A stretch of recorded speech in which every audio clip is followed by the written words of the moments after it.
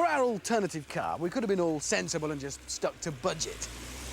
But hang on, these are sports cars, so we want to be sensible.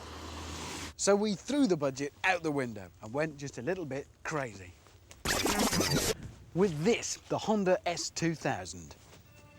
In fact, compared to some in this class, the Honda S2000 really is quite a sensible choice, or at least a grown-up one. Just look at it, from every angle with that long bonnet, those taut lines and big fat wheels filling the arches. It says grown-up, powerful, menacing, but not a cartoon sports car. Having said all of that, it is a very long way from being boring. Time, I think, to drop the top. And at about 6 seconds from up to down, it is the quickest I have ever seen. And it is a process just a little bit easier than in the VX220 or the Lotus Elise.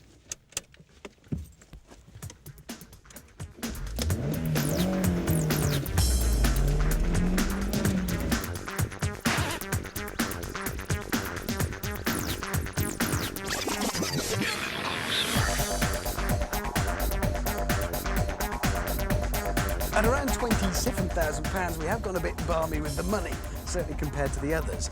But for that money, you are getting a very clever piece of kit.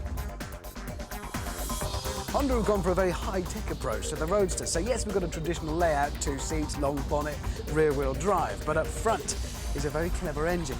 It's one of their very clever vtec units, which means it may only be 2 litres, but it chucks out enough oomph to charge from 0 to 60 miles an hour in 5.6 seconds.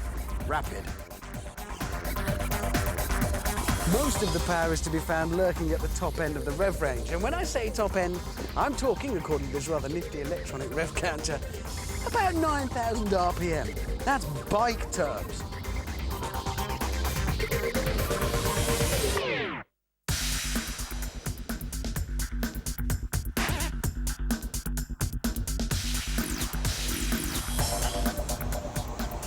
Charging along, sitting almost over the rear wheels with that great big long bonnet stretching out in front.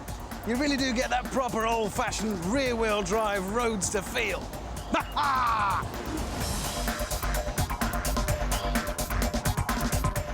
You'll be using that 6-speed box a lot to just row it through the gears and keep it on the boil. Good news is the 6-speed box is very, very nice to use. It handles almost as sharply as it looks. Almost, not quite. Somehow the steering is a little bit vague and sloppy. It doesn't feel as pin-sharp as, say, the Lotus or the VX220. But we do get a lot more kit on board. It's much more comfortable. I've got leather, a proper interior in here. It's very smart, and it's made by Honda, so it'll last and look the same in years to come. It's a kind of a hybrid. You've got pretty much sports car performance. In fact, yeah, you have got pretty hot sports car performance, but also with a GT feel to it, this luxurious interior, and it's comfortable.